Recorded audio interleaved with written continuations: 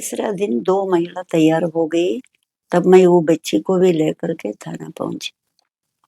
तो वो थाना के पुलिस हमको देखे है कोर्ट में उठने सब, तो हमसे पूछा केकरे साथ रेप हुआ?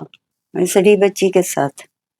तब वो बोला इतना गंदा कपड़ा पहने हुए लड़की के साथ कोई रेप करेगा? तो इतना घटिया पुलिस है।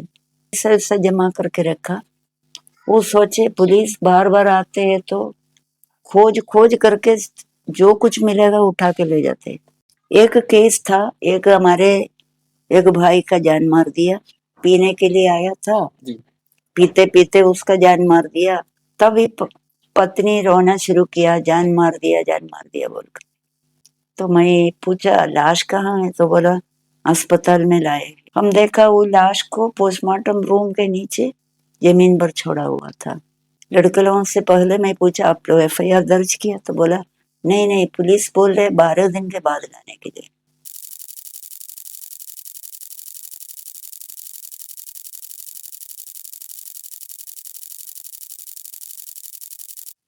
नमस्कार, मैं सूर्यकांत त्यागी, आपका होस्ट, और आप देख रहे हैं इटर्नल ट्रैक विद सूर्या।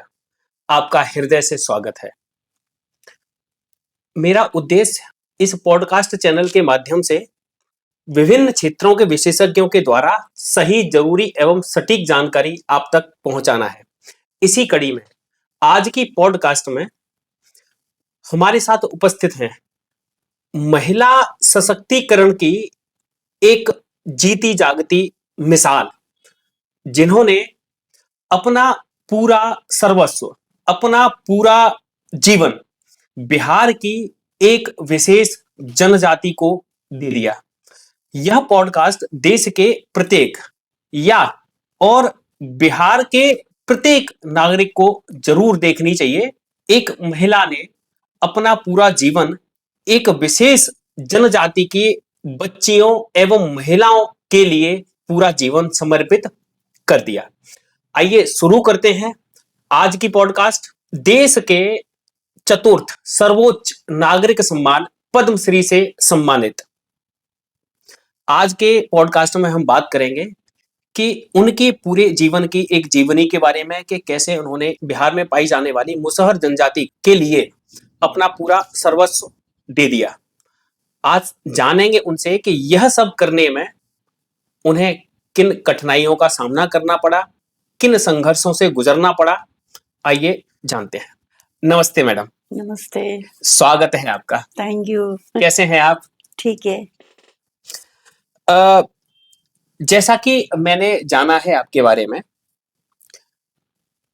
एक मैगजीन में बिहार के बारे में एक चैप्टर या एक पेज आपने पढ़ा, तब आपने यह अवधारणा बना ली कि नहीं, आपको बिहार जाना है और इस जनजाति के लिए आपको कुछ करना है।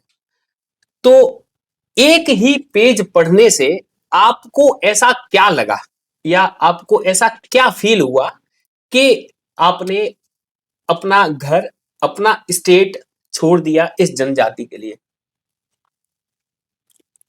शायद जो चित्र मैंने देखा जी, और जो बातें मैं पढ़ी वो बहुत ही क्या बोले, अनयूजुअल, बहुत ही अलग थे। मेरा बचपन मैं केरल में बिताई, उधर भी SC ST या ऐसे लोग थे जी, जो गरीब थे जी, लेकिन उनका गरीबी बहुत कुछ अलग था। केरल में कम्युनिस्ट सरकार थी जी, तो कम्युनिस्ट सरकार ने हर गरीब परिवार को 1 लाख का एक घर बना के दे दिया जी, और 10 सेंट जमीन दे दिया।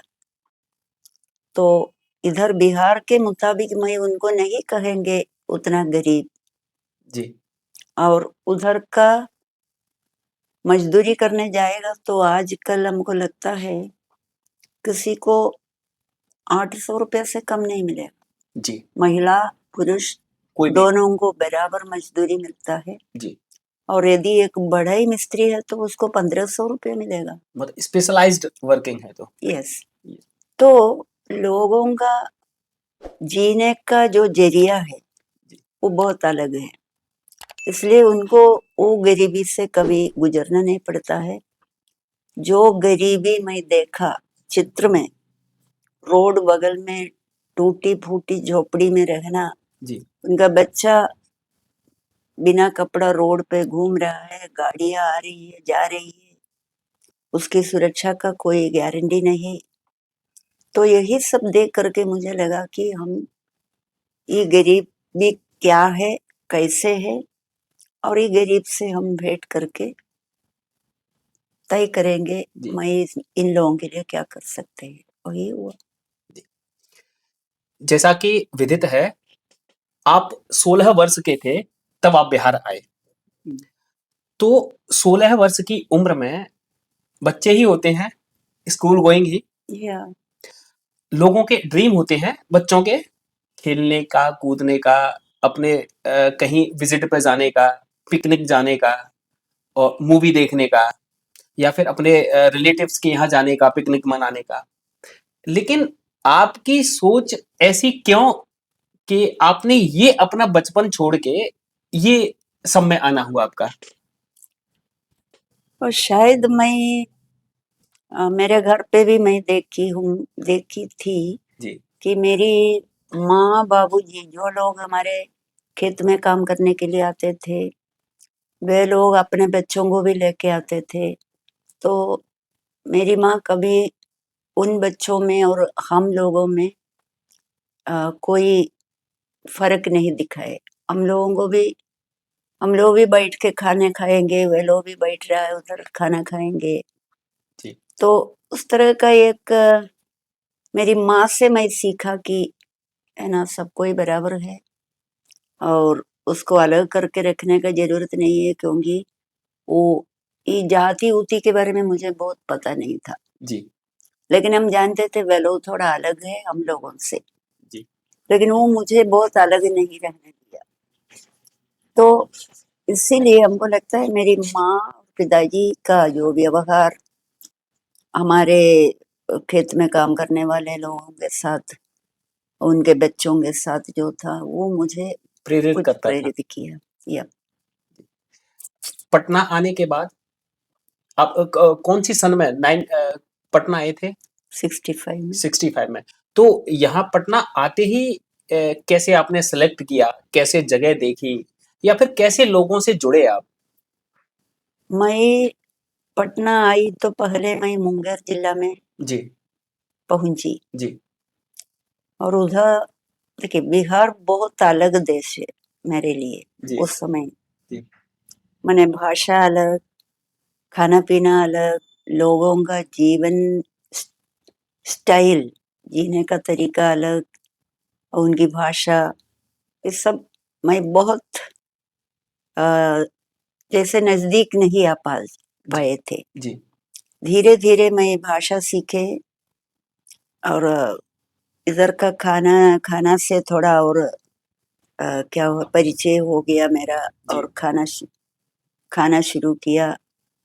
तो वैसे धीरे धीरे मैं भी सीख लिया बिहार में, बिहार का क्या संस्कृति है, बिहार के लोग क्या क्या खाते हैं, कैसे कैसे रहते हैं। खास रूप से मैं हमेशा कोशिश करते थे कि वो उन गरीब के साथ मुझे उन लोगों से मिलना है जिनका चित्र मैं देखा, जिनके बारे में मैं पढ़ा। जी तो मैं हमेशा मौका देख रहे थे।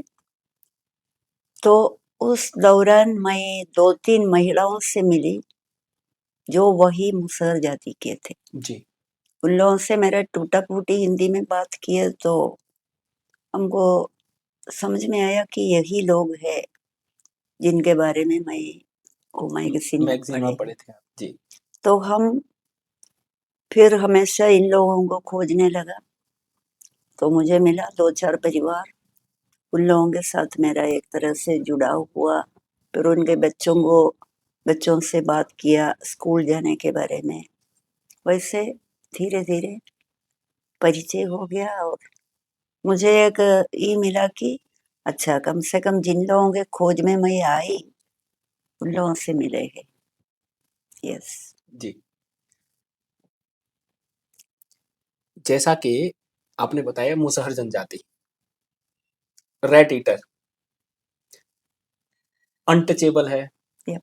छुआछूत है, मतलब आप आए केरला से, आप उनके साथ रहने के लिए या उनको जानने के लिए, लेकिन जो यहाँ लोग हैं वो उनके पास तक नहीं जाते हैं, या छुआछूत मानते हैं या गांव से बाहर रखते हैं। तो जब ऐसा था तो आपने मतलब क्यों ऐसा कि उन्हीं के साथ उनको बढ़ाना है या उनको प्रेरित करना है या उनको इन सब चीजों से कैसे बाहर लेके आना है, शिक्षा, खाना? देखिए, हम जहाँ से आए ना हम कभी अनटचेबिलिटी के बारे में सुने हैं ना देखे हैं। वो मेरा वोकैबुलरी में नहीं था जी। और मेरा सोच में भी नहीं था कि कुछ लोगों को अलग करके रखेंगे अनटचेबल करके। और ये जाति के बारे में भी मुझे कोई पता नहीं था। जी। केरल में भी जाति है, हिंदू है, मुस्लिम है, क्रिश्चियंस है। जी। तो ये तीनों में बहुत ज्यादा फर्क नहीं है। आपस में हम लोग एक दूसरे के घर पे जाएंगे, आपका पर्व त्योहार में हमको आप बुलाएंगे, हम आएंगे। तो उस तरह का एक मेल खाते थे सब आपस में। इधर अलग अलग जाति और कुछ कमजोर जाति को छुआछूत के साथ उनके साथ व्यवहार करना, ये सब मेरे लिए नई बात थी। जी। तो मुझे ये समझने में कुछ समय लगा। तो मुझे ये अच्छा नहीं लगा।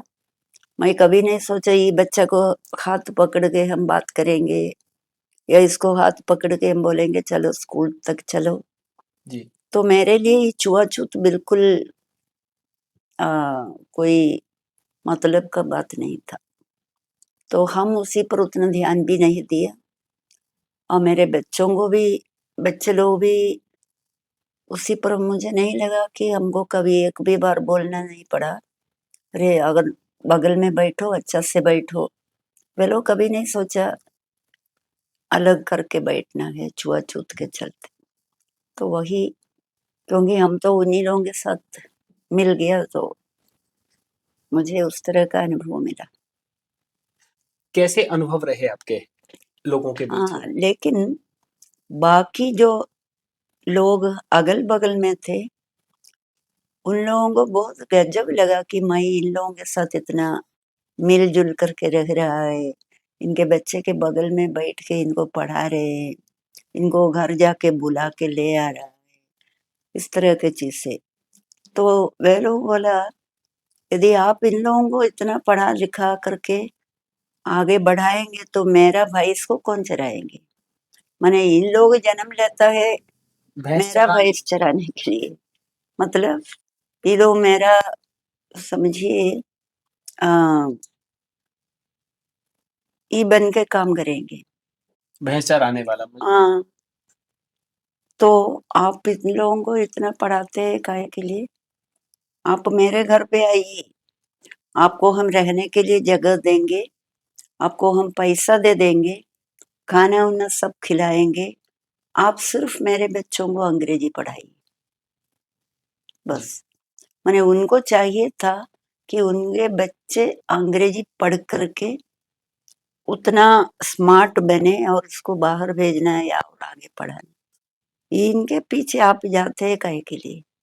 सो हमेशा उन लोगों का एक प्रयास यही था कि हम इन लोगों को छोड़ो, हमको पैसा देने का वादा कर रहा है, रहने का अच्छा जगह मिलेगा, खाना अच्छा मिलेगा, सिर्फ आप मेरे बच्चे के साथ समय बिताओ, अंग्रेजी पढ़ाओ। तो मैं बोला मैं उसके लिए आई नहीं, मैं जो काम के लिए आई मैं वही काम करेंगी ठीक। बस।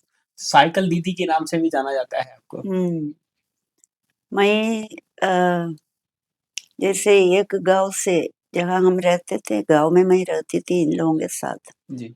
तो उधर से सपोज मुझे एक गांव दूसरा 2-3 गांव जाना है, तो हम खेत होके जाते थे।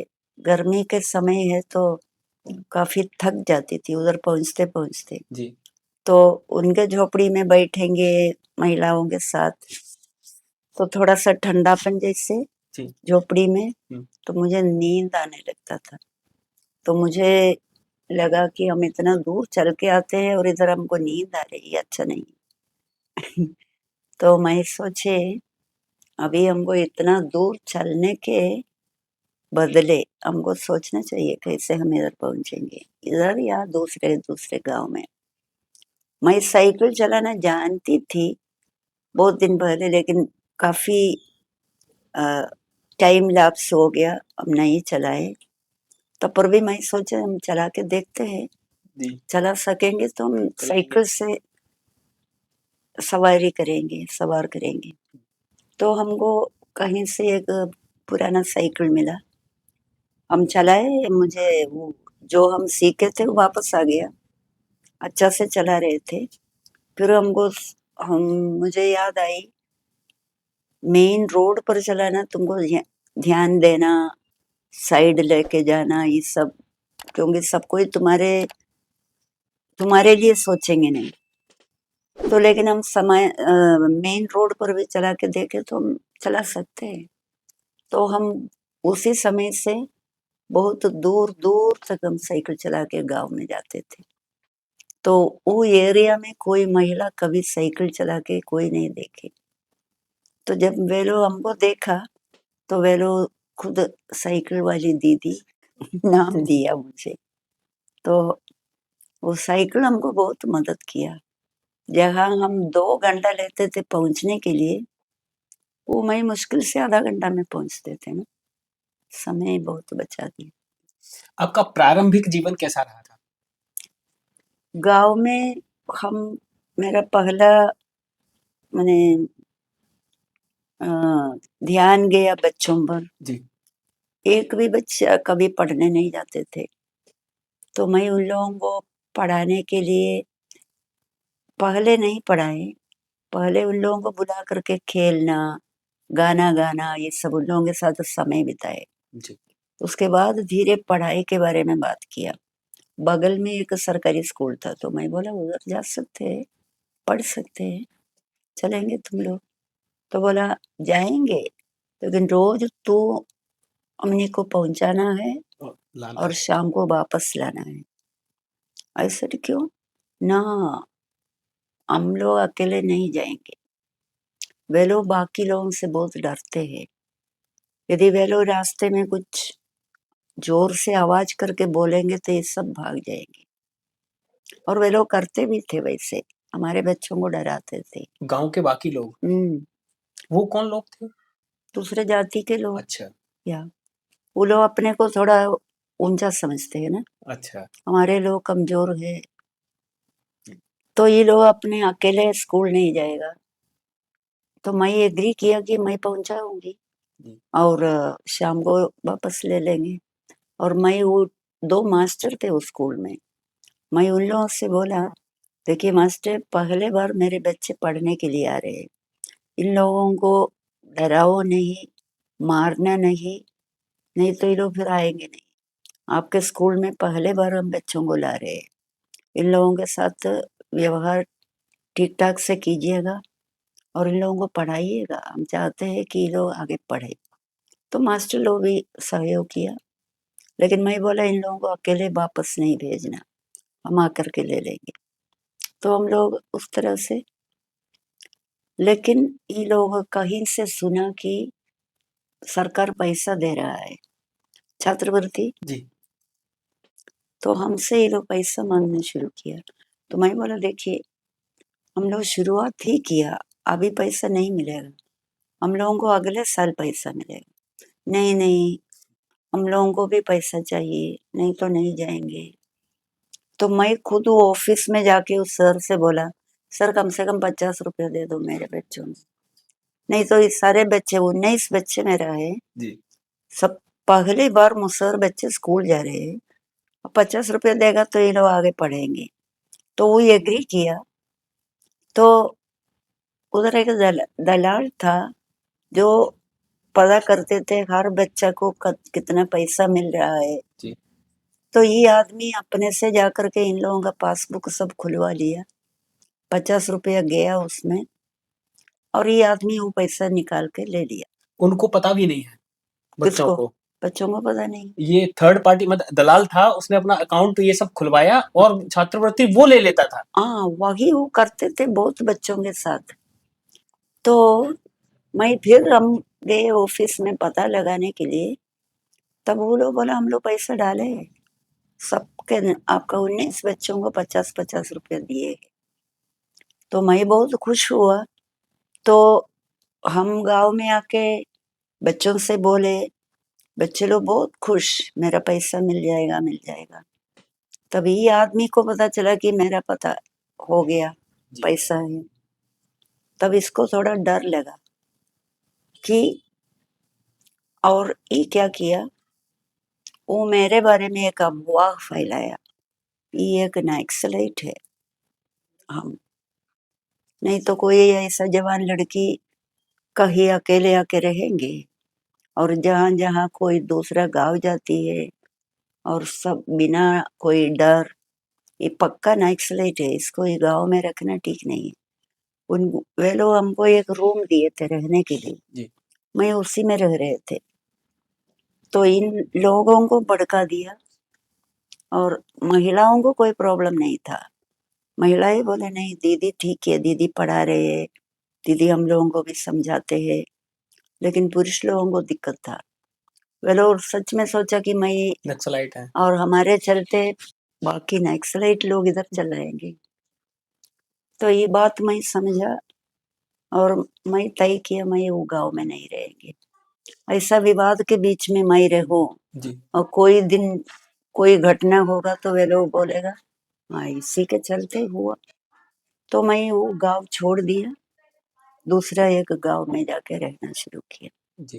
तो लेकिन मैं मेरे बच्चों मुझसे बोला तुम लोगों को आगे पढ़ना है। काफी 19 में हमको लगता है 10-12 बच्चे आगे पढ़े। तो वही मेरा पहला प्रयास था जी। जो वही था। और फिर आगे मैं एक रेप केस लिया। मैं तब तक मैं एक अधिवक्ता भी थी ना। तो रेप केस में महिलाओं को पता नहीं रेप क्राइम है। तो वे लोग एक दिन रात में मेरा झोपड़ी में बैठ करके कुछ धीरे धीरे बोल रहे थे आपस में। तो मैं बोला जोर से बोली हम भी सुनेंगे। तो बोला का बोले दीदी ऐसा ऐसा बोले है एक बच्ची के साथ। तो ऐसे आप लोगों ने क्या किया? कुछ नहीं बोले, हमसे कुछ बोले नहीं। कौन जी कहे? तो कौन जी कहे आज इकरे साथ बोले तो कल उकरे साथ होता है, वो उनने से भी नेकरे साथ होता है। मतलब this was a regular process process और और नॉर्मल। नॉर्मल। तो मैं बोला तो आप लोग क्या करते हैं? कौन जी करे? वैसे नहीं नहीं, ये एक क्राइम है, अपराध है, इसके लिए थाना जाके केस करना है। थाना ना ना ना ना, पुलिस बड्डी मार मारता है, हम लोग नहीं जाएंगे थाना। इतना डर था पुलिस का उनके हाँ अंदर। हाँ। तो मैंने कहा नहीं नहीं, हम चलेंगे साथ में ना, हमारे साथ वो लोग मारेंगे उड़ेंगे नहीं, चलेंगे। पहला दिन कोई तैयार नहीं हुआ, दूसरा दिन भी कोई तैयार नहीं हुआ, तीसरा दिन 2 महिला तैयार हो गई। तब मैं वो बच्ची को भी लेकर के थाना पहुंची।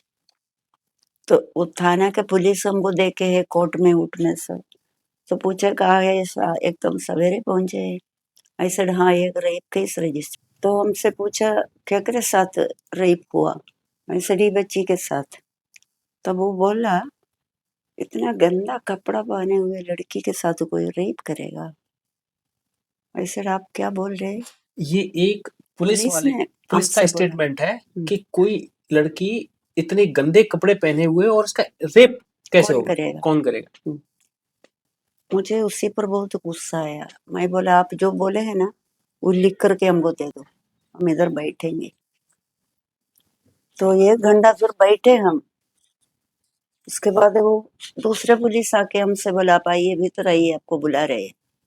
तो हम भीतर गए, फिर वही बात, वो आदमी बोला हमसे, दूसरा आदमी थाना इंचार्ज है, सर आप लोग क्यों ऐसे बोलते हैं, आप लिख करके दीजिए ना जी कि लड़की गंदा कपड़ा पहनी है इसलिए रेप नहीं हो सकता है, लिख के दीजिए, मेरा केस आप रजिस्टर मत कीजिए। तो वो लोग करेंगे नहीं, लिख के देंगे नहीं। अंत में वो केस रजिस्टर किया, तब हम चल आए, लेकिन वे लोग कुछ नहीं किया अरेस्ट करने के लिए। तो जैसे हम लोग गांव में लौटे, सबको पता चला अगल बगल के कि केस रजिस्टर किया, और ये चौकीदार लोग सब भी बोलेंगे ना, पहला case rape case from the Musahar समाज। तो उसी पर वे लोग हमको धमकी देना शुरू किया, इसको इधर से भगाएंगे, इसको मार देंगे, जान से मार देंगे। ये आने के पहले कोई मुसहर केस किए है? ये आने के पहले कभी कोई मुसहर इस तरह का आवाज उठाए है? तो सब कुछ मेरे ऊपर। तो हमको डरा रहे थे, धमका रहे थे, बोला अकेले जाते हैं ना साइकिल से, देख लेंगे, यही सब बोल के हमको डरा रहे थे। लेकिन मैं उतना भीतर डर था, लेकिन मैं मेरा कोई एक्टिविटी हम बंद नहीं किया, हम साइकिल से जाते रहे और लोगों से बातें करते रहे, ई टोला से वो टोला जाएंगे, वैसे मेरा काम करते रहे। लेकिन बीच बीच में ये लोग बहुत ज्यादा आक्रोश में आकर के बोलते थे, तुमको कल तक जीने नहीं देंगे। तो मेरे गांव के महिलाएं हमारे चारों पट्टी रहेंगे, बोलेंगे दीदी आप अकेले कहो नहीं जाना, ये सब बहुत बदमाश लोग हैं। जी। तो सही बात में ये लोग कुछ भी कर सकते थे, लेकिन एक साल में मैं 9 रेप केसेस रजिस्टर किया। एक साल में बच्चियों के साथ? हाँ, बच्ची और कभी महिलाओं के? तब लोगों को समझ में आया कि सही में क्या तुम्हारा समाज क्या कर रहा है, वो समाज क्या कर रहा है इन लोगों के साथ। जी। तो धीरे धीरे मैं भी बोला, देखिए आप हमको धमकी दे रहे, ज्यादा से ज्यादा आप हमको जान मार देंगे, मेरा जान मार देंगे, लेकिन ये सारी महिलाएं तुमको छोड़ेंगी नहीं, ठीक है। तो हमारी महिलाएं भी धीरे धीरे काफी हो गई, स्ट्रांग हो गए। हाँ, और वे लोग भी बात करेंगे, चलो आओ देखो दिखाओ क्या करेंगे। तो इस तरह से वे लोग भी बात करना शुरू किया, लेकिन पुलिस अरेस्ट नहीं किया। तो धमकियां आते गया, मेरे लोगों को बोलते थे तुम्हारा झोपड़ी में आग लगा देंगे, तुमको जिंदा जलाएंगे। तो शाम हो करके कोई न कोई परिवार मोटरी बांध करके लेके भाग रहा है। तो हम सोचे ये तो कितने दिन ये लोग भागते रहेंगे। तो मैं मेरा एरिया का रोड ब्लॉक करने का तय किया। उस टोला का? नहीं, मेन रोड उस गांव का? टाउन में। हाँ। तो काफी महिलाएं जुटी, और पुलिस को पता नहीं था क्या होने का है, पुलिस खाली देखा भीड़ जुटी। तो हम लोगों का जबरदस्त नारा, और महिलाओं से मैं प्रैक्टिस कराए थे अपने टोला में पहले ही।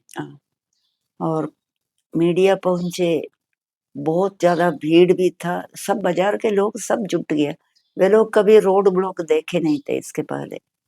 तो काफी हम लोगों को सहयोग मिला पब्लिक से भी और मीडिया भी। नेक्स्ट डे पेपर में पूरा फोटो सहित सब कुछ आया। तो पुलिस हमसे बहुत गुस्सा हो गुस्सा तो होगी ही पुलिस। तो उसके बाद डीएसपी के साथ बहस हुआ। ऐसे सर इतना दिन हम लोग धमकी खा के ले रहा है, कुछ होगा तो आप क्या करेंगे, आपको इतना समय मिला, अरेस्ट क्यों नहीं कर रहे। तो वो भी हमारे ऊपर चिल्लाना शुरू किया, मैं भी छोड़े नहीं डीएसपी। अंत में वो बोला चलिए तुम लोग, हम आएंगे उधर। हाँ, वही दिन 2 पुरुष भी आए थे हमारे साथ डीएसपी से मिलने के लिए। अच्छा। डीएसपी चिल्लाना शुरू किया तो दोनों पुरुष फंस गए। और महिलाएं दो मेरे साथ था, वो लोग हमको ऐसे ऐसे करके बोला चलो ना दीदी चलो ना, उन लोगों को भी डर लगने लगा, ऐसे चुपचाप से बैठो। तो लेकिन उस दिन डीएसपी आए, वो अभियुक्त का टोला में जाके बहुत उनको धमकी दिया, डराए, आज 4 बजे के अंदर आकर के सरेंडर नहीं करेगा तो देखिएगा क्या होगा। तो ही सरेंडर्ड दैट डे। तो that was my first rape case and arrest कराने का एक्सपीरियंस। वैसे मैं सीख लिया बहुत कुछ। वर्ष 2006 में आपके इस विशिष्ट कार्य के लिए भारत सरकार ने चौथा सर्वोच्च नागरिक सम्मान पद्मश्री से सम्मानित आपको किया। या ये कार्य करते हुए लगा था आपको?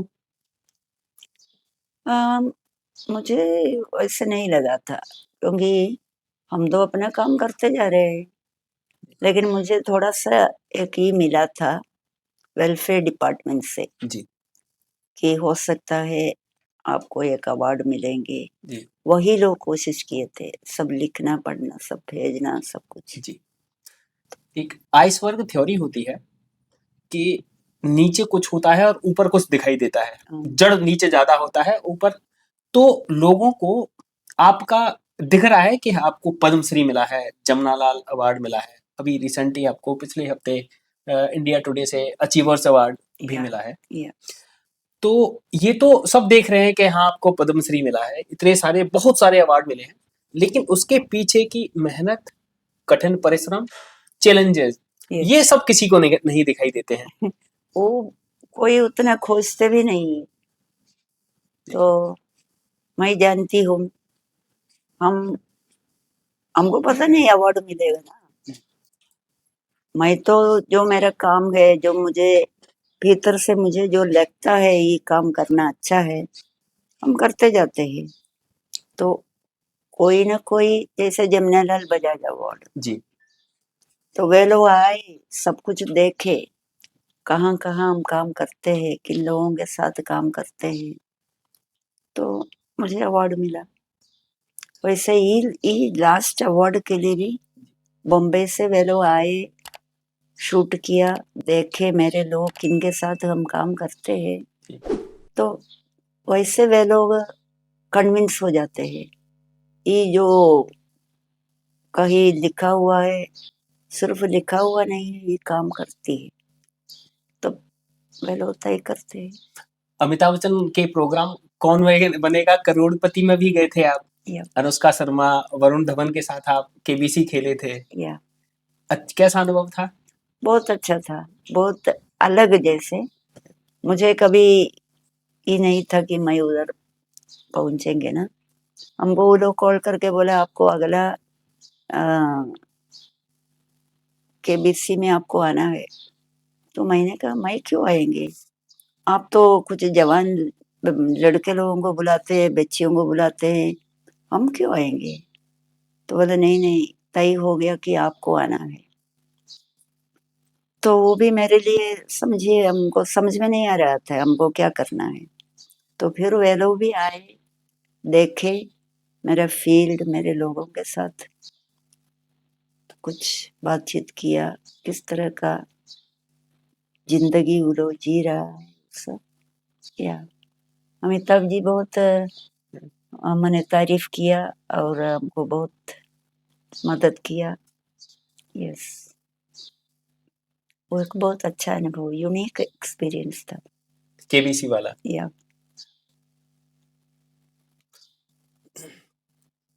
आप एक महिला हैं और आपने मतलब एक समाज की महिलाओं एवं बच्चियों के सशक्तिकरण के लिए या उनके हक के लिए या उनको पढ़ाने के लिए अपना जीवन समर्पित किया। आज के समय में जो लड़कियां हैं, सोशल मीडिया है, किस तरीके से अपना मतलब फोटोज और वीडियो पोस्ट करती हैं, किस प्रकार के डांस और ये प्रकार की चीजें कभी देखे हैं आप? मतलब इस प्रकार इनको आप किस तरीके से देखते हैं? मतलब महिला सशक्तिकरण एक वो है कि जो कि दूसरे मतलब एक महिलाओं को उच्च स्तर पर पहुंचाने के लिए और बच्चों की शिक्षा के लिए, उनके रोजगार के लिए ये है, या फिर जो आजकल लोग नशा, लड़कियां नशा और रात रात घूमना, इस प्रकार की गतिविधियां, मतलब इस प्रकार, इस बात को आप किस प्रकार देखते हैं? देखिए, वैसे हम लोग बोलते हैं जमाना बदल गया। जी। लेकिन ये जो बदलाव हम लोग देख रहे हैं, ये बहुत सकारात्मक बदलाव नहीं। और ये हम लोगों को उस लक्ष्य पर नहीं पहुंचाएंगे। जो लड़कियों का जो जिस तरह का बर्ताव है, जिस तरह से वे लोग रात में घूम रहा है, कोई लड़कों के साथ घूम रहा है, उनके साथ कुछ अप्रिय घटनाएं होती है। जी। लेकिन ये सब आधा जिम्मेवारी उनके ऊपर है, कम से कम आधा। बिल्कुल। तो अपने को संभाले नहीं। कुछ माँ लोग हमसे बात करते थे और बोलते थे, दीदी हम कुछ भी लड़का से बोलते हैं तो बोलते हैं हम रेलवे में जा कर के कट जाएंगे, मर जाएंगे, हमारा ही समाज के लड़के लोग। तो मैं माँ लोगों से बोला, एक बार तुम बोल देना, जाओ तुम जाके कट जाओ, वही अच्छा है। तुम बात नहीं मानती है, तुम मेरा कंट्रोल में नहीं रहते है, तुम मेरे लिए तुम क्या करते हैं, इससे बढ़िया है तू जाओ, जाके कट जाओ। तब मैं उन महिला को बोला, वो कभी नहीं बोलेंगे, फिर अगले बार कभी नहीं बोलेंगे कि हम कट जाएंगे, क्योंकि उससे तुमको डराने का एक तरीका था, और अभी वो उसको समझ में आया कि तुम नहीं डरती है उससे। तो एक हम जो देख रहे हैं, ये जो सोशल मीडिया युवा वर्ग को सब कुछ सिखाते हैं, वही मोबाइल, मीडिया, सिनेमा। उसको कोई टीचर की जरूरत नहीं है, कोई पेरेंट्स की जरूरत नहीं है, और उनका एक ही सोर्स है, वही मोबाइल और पीयर ग्रुप। यदि हम कोई चीज मिस किया, आप हमको बताएंगे, तुम नहीं देखे, अरे देख लो ना, ये वायरल चल रहा है, हाँ ऐसा चल रहा है। देखो। तो इस तरह से वो युवा पीढ़ी पूरा ई नशा में है, सही में ये एक नशा है। अभी शायद करीब 2 साल हुआ, जी। ये जहानाबाद में एक लड़की के साथ 8-10 लड़के लोग उसको एकांत जगह पर ले गया, वीडियो लिया नंगा करके, जी। वायरल हो गया। तो उसके खिलाफ हम लोग जहानाबाद में एक जबरदस्त रैली किए थे। किए हैं। जी। उसी पर पुलिस हमारे ऊपर केस किया, मेरे 2 सहेलियों के ऊपर केस किया। तो हम वो केस के लिए जहानाबाद जाते हैं। अभी हमको खबर मिला कि हमारा बेल टूट गया। जी। तो तो पुलिस उस समय हमसे पूछे थे, आप बेल ले लीजिए, नहीं तो हमको आपको अरेस्ट करना पड़ेगा। ऐसे हम बेल बिल्कुल नहीं लेंगे, मैं कोई गलती किया नहीं, हमको रैली निकालने का अधिकार है, संवैधानिक अधिकार है। बिल्कुल। हाँ, तो आप हमको केस में फंसा करके हम अभी जाएंगे ये बेल लेने के लिए, हम बेल नहीं लेंगे, तब हमको आना पड़ेगा आपको अरेस्ट करने के लिए। आइए जल्दी आइए, अरेस्ट कर लीजिए। मेरा सहेली को भी हम बोले, यही जवाब हम दिया, वो भी वही जवाब दिया। तो हम लोग दोनों को अभी फिर जहानाबाद कोर्ट जाके अपना बेल लेना पड़ेगा। तो समाज जो कुछ भी कर सकते हैं, सबको ही चुपचाप से रहो।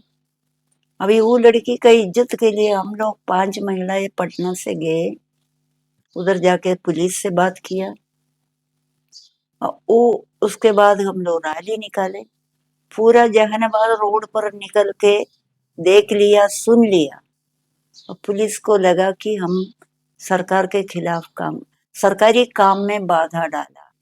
तुम्हारा कौन सा काम था जी, जिसमें हम बाधा डाला इसलिए तुम कर नहीं पाए, थोड़ा हमको बताओ।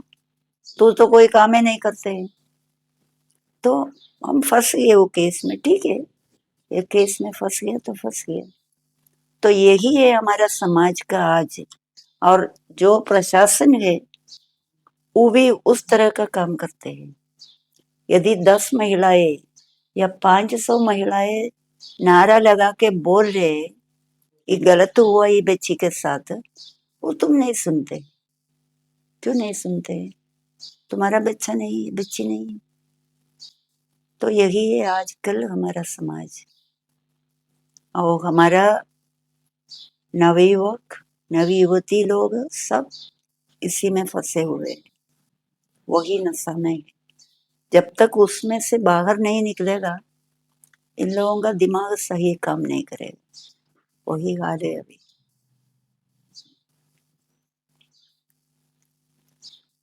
लेकिन हर महिला को हर बच्ची को समझना है मेरा इज्जत सबसे आगे। हम किसी के बात पर नहीं जाएंगे, हम खुद सोचेंगे, हम स्वावलंबी बनाएंगे अपने को, हम तय करेंगे हम क्या करेंगे। कोई हमको जबरदस्ती कुछ नहीं करा सकेगा। तो इस तरह का सोच बच्ची लोग लेंगे।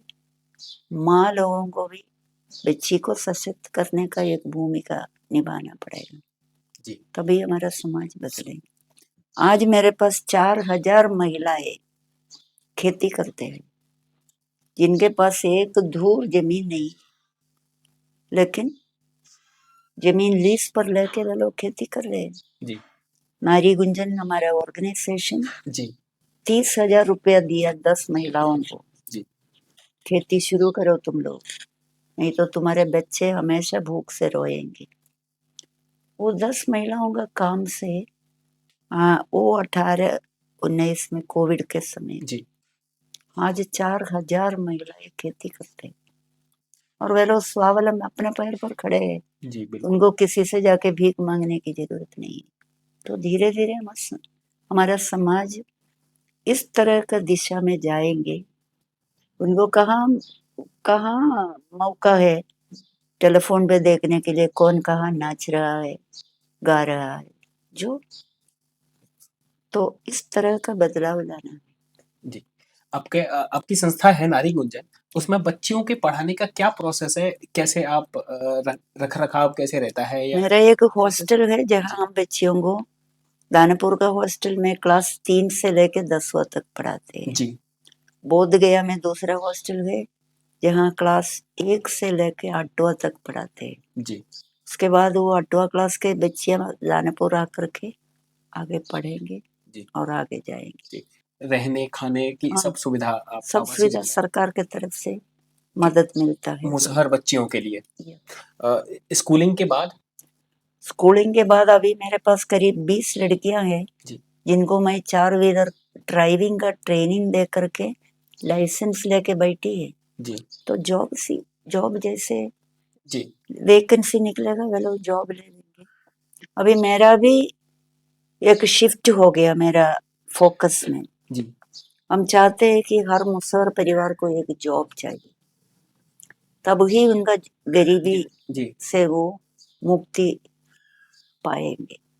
तो मैं लड़कियां जॉब लेंगे, मेरा 8-10 लड़कों को मैं होटल मैनेजमेंट में भेजेंगे जी तो उनको भी जॉब मिलेगा।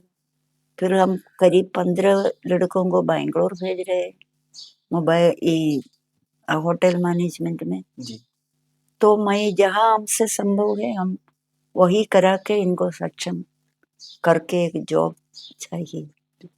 इस आपकी स्कूल की बच्चों की उपलब्धियां कुछ एक बार पढ़ा था मैंने कहीं के किसी गुजरात में कोई कंपटीशन हुआ था जिसमें मेडल जीते थे और जापान में भी जापान गए जी कराटे के लिए, कराटे के लिए, आर्मेनिया गए।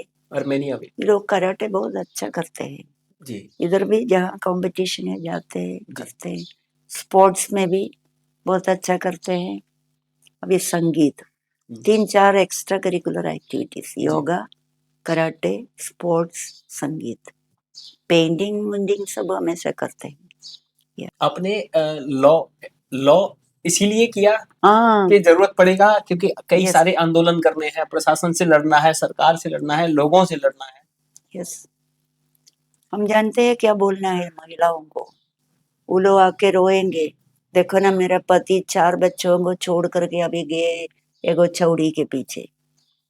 तुम एक दिन वो रोते-रोते आई, उनके साथ उसका माँ-बाप थे, 2 भाई थे। तो मैं वो लड़की से पूछा, ये कौन है जी? मेरा भाई है। और ये वो मेरा भाई है, और ये माँ है, और ये बाप है। तुम दोनों क्या करते हैं? ऐसा मजदूरी करते हैं। तो इसका पति इसका 4 बच्चे को छोड़ के चले गए। तुम लोगों का पहला काम है उसको पकड़ के लाओ, दोनों गोड़ तोड़ दो, उसके बाद मेरे पास आना। यही मेरा इलाज है इस तरह के व्यवहार के लिए। अरे तुम्हारे 4 बच्चे का जिम्मा ये ये तो अभी विधवा जैसे होगी ना, और ये संभालेंगे 4 बच्चे को। ऐसे तो पकड़ो उसको, दोनों गोड़ तोड़ दो, उसके बाद आना, हम बताएंगे और आगे क्या करना। गोड़ तोड़ने से याद आया मुझे, आप एक बार जब हम मिले थे बात कर रहे थे तो 80,000 रुपए किसी महिला ने घुटने के ऑपरेशन के लिए रखे थे, तो पुलिस ले ली। वो क्या मामला था? वो महिला वो गिर गई थी, टूट गया, पैर टूट गया। जी तो अस्पताल गए तो ऑपरेशन होके रड लगा दिया। तो उस समय डॉक्टर बोला ये रड निकालना है, हमेशा के लिए नहीं रखना, तो उसके लिए काफी पैसा चाहिए। जी तो बेचारी पैसा वैसा जमा करके रखा। वो सोचे पुलिस बार बार आते हैं तो खोज खोज करके जो कुछ मिलेगा उठा के ले जाते। तो ये दीदी सोचे बिछावन के नीचे पैसा रखेंगे जी और हम उसके ऊपर सोएंगे तो किसी को पता नहीं होगा। लेकिन पुलिस एक दिन आई तो बिछावन भी उठा करके देखा, पैसा देखा, उठा के ले गई। वही। इतनी ज्यादती। और वो महिला ये 10-20 हजार रुपया नहीं है कि हम लोग कोई मदद कर सकते। 80 करीब 80-85 हजार रुपया कोई देने के लिए तैयार नहीं ना होगा। तो इतने घटिया पुलिस है। जिस विजन से आपने शुरुआत की थी, क्या वो ड्रीम विजन आपका कंप्लीट हुआ? कंप्लीट तो नहीं हुआ। वो कैसे होगा, मतलब अभी आप कहाँ देखते हैं इस चीज को कि कैसे यह इस समाज को कहाँ पहुंचाना है या कहाँ तक रखना है जब आपका एक कंप्लीट होगा? देखिए, अभी पहले जब कोई रेप केस हो या किसी तरह का यौन शोषण का हो, कुछ केस मारपीट का हो, हम हमेशा महिलाओं के साथ थाना जाते थे। जी, अभी मेरी महिलाएं अपने से जाते हैं। ये बहुत विशेष बात है। हाँ। और गांव में भी कोई केस, कोई मामला, हम उधर का नौजवानों को सिखाए हैं, एफआईआर लिखो, जी जितना जल्दी एफआईआर लिख करके थाना में जाना, तो वो कम वे लोग कर लेते। तो जो प्रैक्टिकली उनको जरूरी है, मैं उनको सिखाएंगे। सिखा करके तैयार करके रखते। एक केस था, एक हमारे एक भाई का जान मार दिया, पीने के लिए आया था, जी पीते पीते उसका जान मार दिया। शायद वो आदमी उनकी पत्नी से कुछ लगाव था। उसके बाद वो पानी पड़ रहा था, पानी बंद हो गया तो उठ के चले गए। तभी पत्नी रोना शुरू किया, जान मार दिया, जान मार दिया बोलकर। तो करीब 8 बजे रात को हमको खबर मिला कि वो उसको जान मार दिया। तो मैं पूछा लाश कहाँ है, तो बोला अस्पताल में लाए। तो हम पहुंचे अस्पताल। लड़के लोगों से पहले मैं पूछा आप लोग एफआईआर दर्ज किया, तो बोला नहीं नहीं, पुलिस बोल रहे 12 दिन के बाद लाने के लिए। एफआईआर। ऐसे एफआईआर 12 दिन के बाद ही कौन नियम है जी? और उधर कोई पुलिस नहीं था। हम देखा वो लाश को पोस्टमार्टम रूम के नीचे जमीन पर छोड़ा हुआ था। मैं ये सीनियर एसपी के पास फोन किया, पूछे सर आपको मालूम है एक रेप एक केस हुआ, मर्डर केस हुआ ये शाहपुर थाना के अंदर? वैसे तो हम जानते हैं। वैसे तो लेकिन सर वो लाश इधर अस्पताल में जमीन पर छोड़ कर कोई पुलिस वुलिस नहीं है। तो बोला पुलिस नहीं है, इसलिए नहीं है। तो वो बोल करके भेजे है पुलिस को। पुलिस आते आते हमारे साथ बहस करना शुरू किया। ऐसे ये क्या तरीका है? मैं मुश्किल से 15 मिनट इधर है, अब क्या इधर हमारे साथ उलझो मत, तुम अपना ड्यूटी करो। उसके बाद मैं बोला कल मेरे लड़के लोग 8 बजे पहुंचेंगे, एफआईआर करना है कल सवेरे। ये कहाँ का नियम है 12 दिन के बाद एफआईआर करना? अभी हमें सीनियर एसपी से पूछे तब कुछ नहीं बोला, चुप। नेक्स्ट डे मेरे लड़के लोग गए, एफआईआर ले ली, अरेस्ट नहीं किया। फिर हम थाना घेराव किया, 300 महिलाएं, 50 लड़के लोग, और मीडिया इतना साथ दिया। तब वो थाना अध्यक्ष हमको फिर बुलाए, मैं मेरा सारा स्टाफ को लेके गया। बोला ये सब की क्या जरूरत थी, ये घेराव उराव सब, आप अरेस्ट क्यों नहीं किए? हम ही लोग धमकी सुनते सुनते रहे, कोई दिन जला देंगे, जान मार देंगे, तब पर भी आपको कोई दिक्कत नहीं। अंत में मैं बोला कैसे अरेस्ट करे, उसका फोन नंबर हमको मालूम नहीं। जैसे पुलिस का ट्रेनिंग लेके आया है, आपको पता नहीं है कैसे अरेस्ट करना है? एक रास्ता मैं बताती हूँ, कोर्ट में जाके कुर्की जब्ती का आदेश ले लो।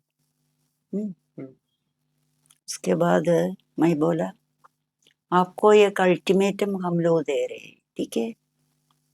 5 दिन के अंदर आप अरेस्ट नहीं करेंगे, इस बार 300 महिलाएं पहुंची, अगले बार 3000 महिलाएं पहुंचेंगी और तुम्हारा थाना हम बर्बाद कर देंगे। इतना बोल के हम लोग चला। वो 14 दिन वो अरेस्ट किया, कोर्ट से कुर्की जब्ती का आदेश लिया, अरेस्ट कर लिया। पुलिस का जो धांधली चल रहा है ना, बहुत ही शर्मनाक है। तुम जनता के सुरक्षा के लिए है या क्या? हर बार हमको पुलिस से लड़ना पड़ता है कोई काम के लिए।